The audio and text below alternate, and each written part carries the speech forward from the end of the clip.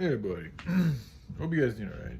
So, this is a common subject, and I just saw a few things on the internet from two different YouTube channels talking about comfort and comfortability. I've already talked about this, but I'll just continue on.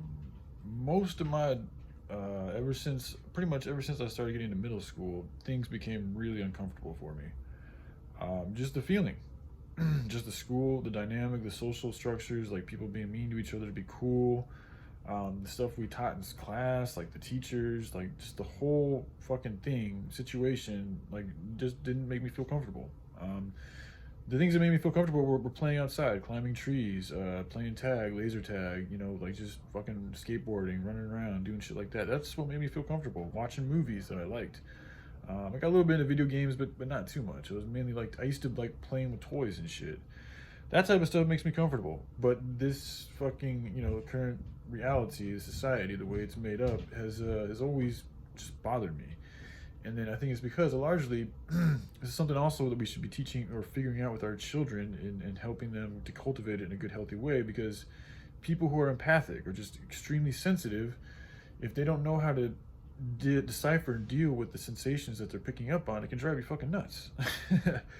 And so, like, now that I know a little bit more who I am, it makes sense, being around all those energies, all those people, all those different spirits, and I'm just this open book that's just constantly absorbing everything to a higher degree than most people. It had a very profound effect. And I do think this is one of the reasons why, once I started getting into drugs, it opened my mind up to things, and I started thinking about things, and I found a lot of comfort inside that realm, because it was more the drugs.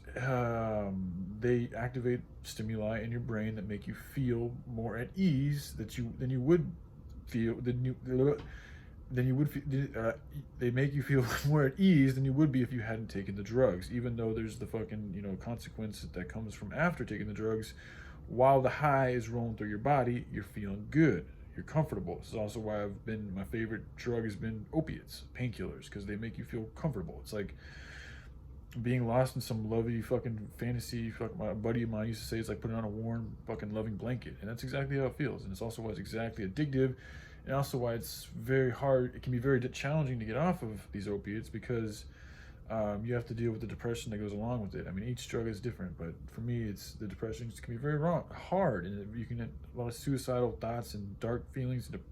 With any drug addiction, it's difficult, but for opiates, for me, that's largely the case. With alcohol, it wasn't so much like literally with the opiates, you literally feel like that love, endorphin, dopamine, whatever it is, like is depleted, and it's like so you're stuck in this state of being to where you're literally having to like navigate through this reality without the normal chemicals that God, creator, source, whatever gave you to fucking get through your life.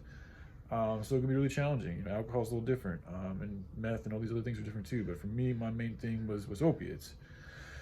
And so it's like, and then in doing all that, yeah, there was this like artificial layer of comfort that would come over me, and I would just conform to a lot of situations because it's, I was numbed up. So I wasn't really being myself. I wasn't really speaking myself because I didn't even know who the fuck I really was. I just knew I felt different. I knew certain things I resonated with and certain things I didn't.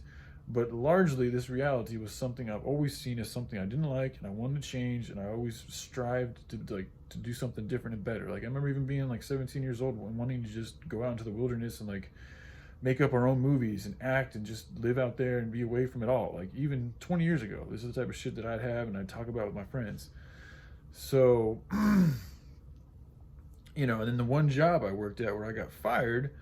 Yes, I busted my ass there too, but I said something inappropriate, and I also started behaving in a manner. I was taking a lot of OxyContin at the time. I was stealing them from my mother too, so it's like a double whammy right there. And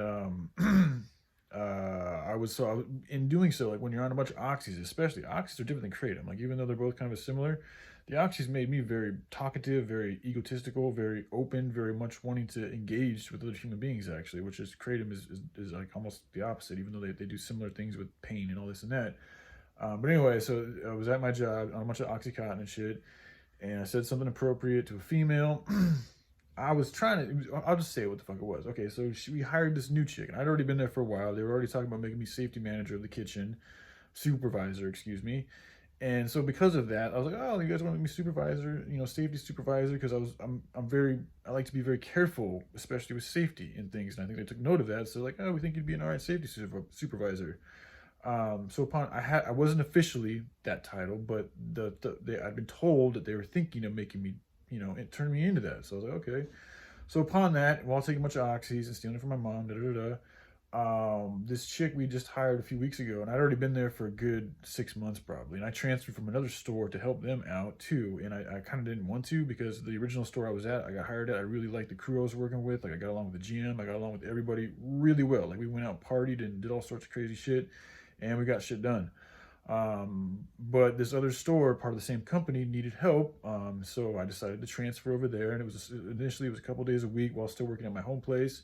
But then eventually they really liked me at this other store, and the GM really liked me. Well, obviously, not obviously, but I mean, he really did. And the rest of the crew, I think, felt pretty good about me too.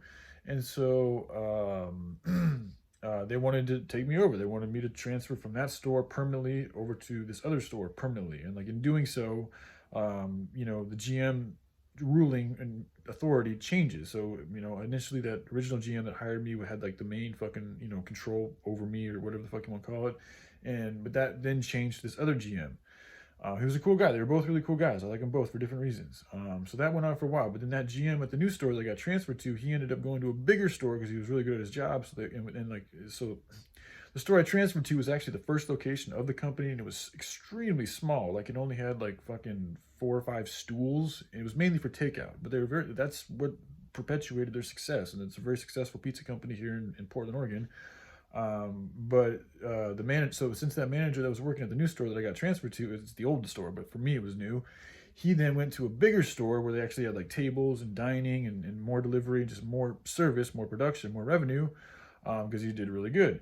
And then once he left, the assistant manager, whom was a chick, she was actually a really cool chick. She was a hippie chick. She was kind of like, she gave off an Amazon vibe. Like, I kind of had a little thing for her, but she ended up being with this other coworker who was a female, which is fine, and she was cool too.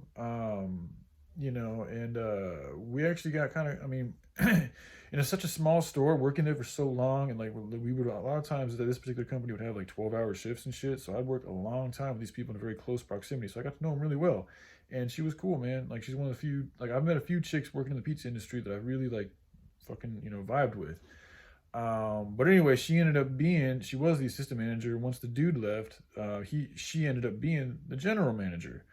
And she got a little different after that. She had a drinking thing. She liked to go out and party, and she ended up being with a coworker, which was kind of sketch. I mean, it's just when it gets in the way of the good flow of everybody else, that's when I have an issue. If people can do that and still maintain, and they did a pretty good job. But for any type of situation like that, it can be challenging. So I'm not trying to beat her up, because they were both really cool people.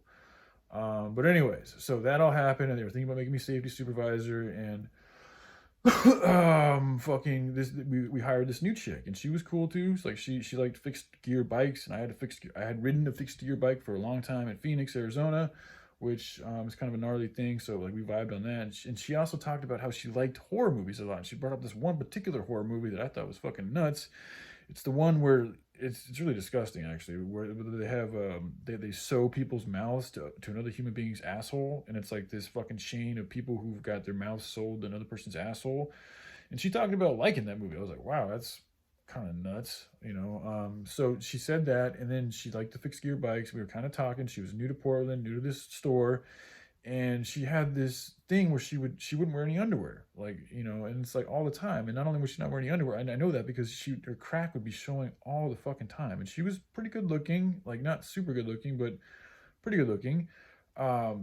But the thing about the kitchen, the type of kitchen we had, is like, the customers could see all the way in. Like, there was like one little section that was hidden, but for the most part, 90% of the kitchen was completely exposed to the public whenever they walk in.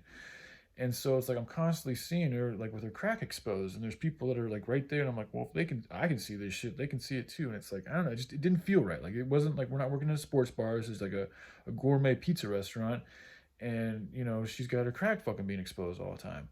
So, and this is me, and this is happening while they're talking about making me safety supervisor, da da da da da da.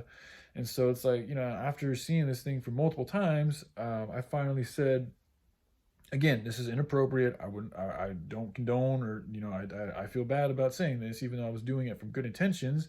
But I just asked her. This is after she told me about the horror movie and all these types of things. So I was like, did you? I was like, I tried to make a joke about it. Actually, I was like, did you forget your underwear? And she didn't like that, and she ended up talking to my assistant manager, who was a female, and I'd already kind of given. And another thing too is like I was starting to get a little bit more like kind of bossy, or just like not bossy, but like people were trying to tell me what to do, and I kind of didn't listen to them because I was the main pizza maker other than the kitchen manager. But the kitchen manager, he did most of the prepping for the store. So at the evening times, the dinner rushes, I was the predominant pizza maker. So I was bringing in, which in that case, like I mean, each part of the job is important. But when your revenue is solely based on the pizzas that you make, and they're all hand tossed gourmet pizzas, like the dude who can dish those out and in a good way and in a timely manner, not make a bunch of mistakes, he's a lot of times can be considered very valuable employee. So I knew that, and I was good at it, and I've been doing it for a while, and everybody else did too. So I kind of had a little bit of a chip on my shoulder about that shit. And so there was an instance where like the chick GM was telling me to do something, and I kind of didn't listen to her, or I was kind of rude to her about it. And then after that, shortly after that, is when I made the comment to the female that we just hired, and all those things put together got me fired. Also, I've heard of Pizzicato, the place I was working at. That's the name of it. Fuck it. And they rehired me again, so I have nothing against them. They're actually a really good pizza company. Although I've heard, the people that I've worked with have been really good, so I have a lot of respect for them, and they have pretty good food. But shit, what was I gonna say? Oh yeah, so one thing I've heard about this particular company is like after a year, if you manage to work for them for a year, a lot of times they'll give you raises, and it's like you'll move up in status and also pay. But it's usually after that year. Then also a lot of times they'll let people go if they're not digging how the people are doing after a year. And so I had just hit the year mark. It was actually my birthday. I think I got hired on my birthday, and I got fired on my birthday. They had me go to the main office for this company, because they were, it's a big company here in Portland. They have multiple locations, and they also have one central location where they do all their office and corporate type fucking work. And I got called to that place, and the district manager was like sitting me down. He was actually a pretty cool guy. He's like, "Yeah, man, we were looking at making you an assistant manager. We had all these beautiful things about you." Da da da da da da da. And it's like I also told somebody, another coworker, that I was taking OxyContin. So that was another issue that was brought up when I got fired, and I kind of like didn't talk about it. And anyway, so all these things happened. I ended up getting fired, and you know, yeah. But what really broke the camel's back was, I think, that inappropriate comment I made. So, anyways, I thought I'd share that. All right, love you guys. Y'all take care. Bye.